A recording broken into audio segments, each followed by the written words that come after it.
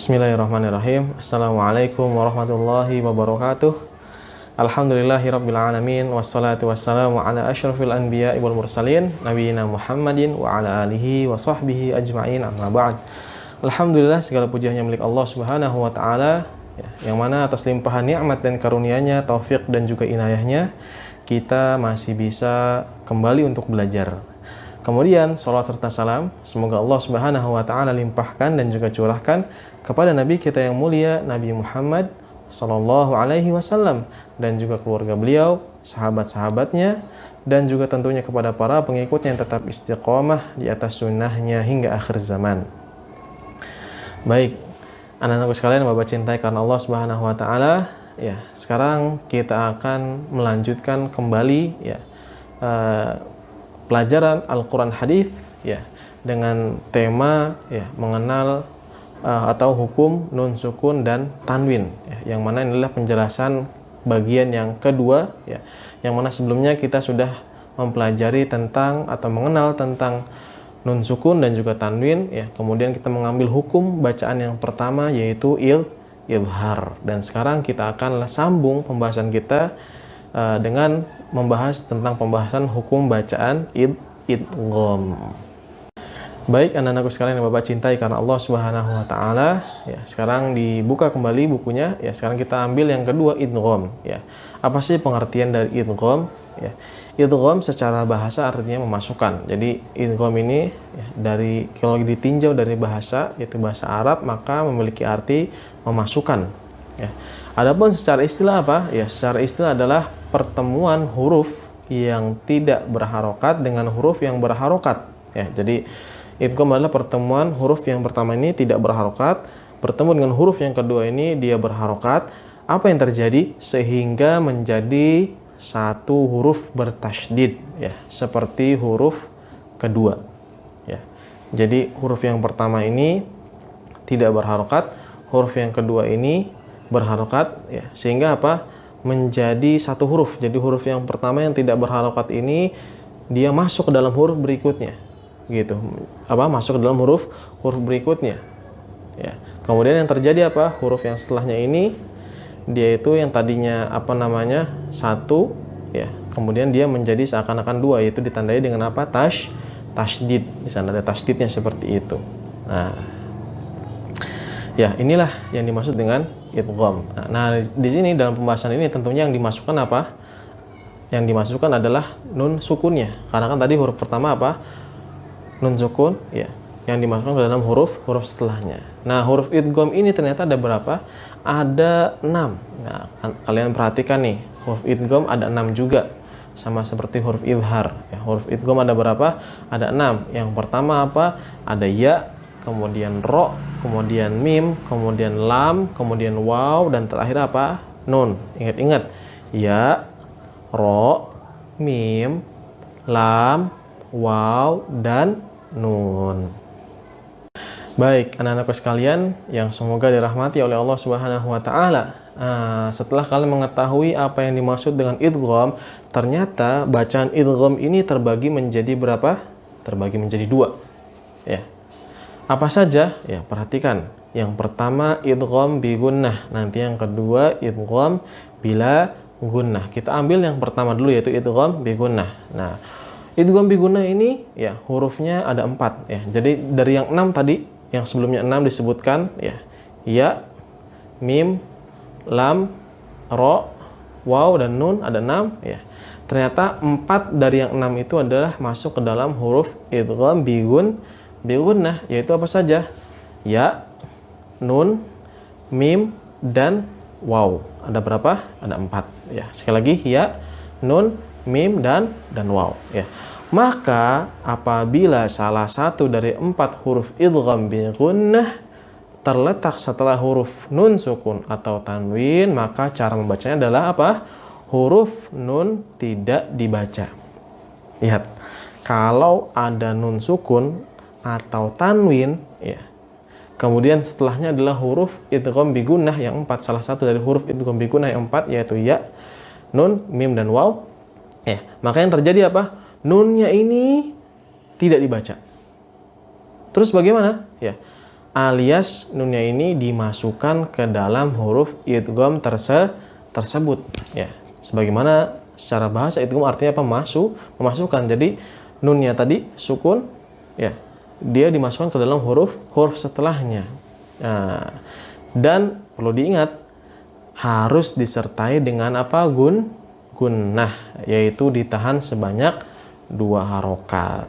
Baik, kita langsung saja ke contohnya supaya lebih paham dan lebih jelas lagi.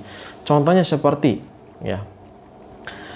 Di sini bacanya mayya'mal ya, mayya'mal ya. Bukan dibaca man ya'mal. Ini bacaan asalnya memang seperti itu, man ya'mal. Namun kalian perlu ingat tadi kaidahnya apa? Kalau ada nun sukun atau tanwin dan setelahnya adalah huruf idgham. Huruf idgham apa aja tadi? Huruf idgham bigunnah, maaf ya. Huruf idgham bigunnah ya, mim, nun dan waw. Itu ada 4 ya. Maka nunnya itu tidak dibaca ya. Alias apa? Nunnya itu dimasukkan ke dalam huruf setelahnya, sehingga kalian perhatikan di buku ya, huruf ya-nya bertasydid tidak? Iya, bertasydid. Kenapa bertasydid? Ya, karena nunnya ini ya secara bacaan ya masuk ke dalam huruf ya, walaupun secara tulisan ditulis. Sekali lagi, cara membacanya mayya'mal, bukan man ya'mal. Perhatikan. Contoh yang kedua, ya. Qaulun ma'ruf, ya. Qaulun ma'ruf, ya. Lihat, bukan qaulun ma'rufun, tapi apa? Qaulun, ya. Tanwinnya dimasukkan ke dalam huruf setelahnya. Kemudian contoh yang ketiga, miwali. Lihat, miwa, bukan dibaca minwa, tapi langsung nunnya dimasukkan ke dalam huruf setelahnya menjadi miwa. Dan juga ingat, harus ada apa? Harus ada gunnah ya. Miwali ya. Contoh yang terakhir, yauma idzin na'imah. Yauma idzin na'imah ya. Jangan dibaca yauma idzin na'imah ya. Harus ada dimasukkan ke dalam huruf setelahnya, dan juga ingat ada gunnahnya, ditahan. Yauma idzin na'imah. Baik, selanjutnya setelah kalian paham tentang idgham bi gunnah ya, maka sekarang kita akan ambil bagian yang kedua, yaitu apa? Idgham bila gunnah ya. Idgham bila gunnah ini hurufnya ada berapa? Ada 2 ya. Kalau tadi huruf idgham ada 6, sudah diambil 4 nih, berarti sisa berapa? Sisa 2. Apa saja? Yang pertama ro, dan yang kedua lam ya. Ro dan lam.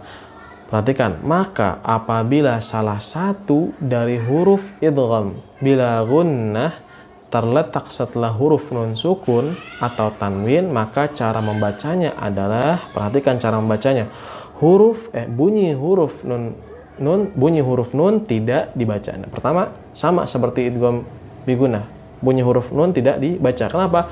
Karena dimasukkan ke dalam huruf idgham tersebut ya. Karena dimasukkan ke dalam huruf idgham tersebut. Namun yang membedakan di sini, lihat, tanpa disertai dengan gunnah atau tanpa ditahan 2 harokat ya. Jadi kalau idgham bila gunnah ini nggak ada gunnahnya, artinya nggak ditahan 2 harokat ya. Berbeda dengan idgham bi gunnah. Contohnya dia langsung ya. Contohnya seperti mir rizqin ya. Tidak mir rizqin, tidak seperti itu ya. Dan juga tidak dibaca min rizqin ya. Perhatikan, jangan dibaca min rizqin, tapi apa? Dia dimasukkan. Namun ingat, tidak disertai gunnah. Contoh yang kedua, malam ya. Jangan dibaca man lam ya. Jangan dibaca apa? Man lam. Begitu. Dan juga ingat sekali lagi, jangan ada gunnah, jangan sampai ditahan, jangan sampai malam ya, jangan sampai malam, tapi malam langsung seperti itu. Baik, ini pembahasan yang terakhir, anak-anak sekalian yang Bapak cintai karena Allah Subhanahu wa taala. Ini penting sekali ya, perlu diperhatikan. Lihat di sini. Syarat idgham adalah harus terdiri dari 2 kata. Jadi dalam hukum bacaan idgham ini harus terdiri dari dua kata ya. Kenapa? Karena kalau terdapat dalam satu kata tidak masuk dalam hukum idgham. Jadi kalau terdapat dalam satu kata artinya pertemuan antara nun sukun ya atau tanwinnya ini ya pada satu kata ya, bertemu dengan huruf idghamnya pada satu kata, maka tidak terjadi idgham di sana ya.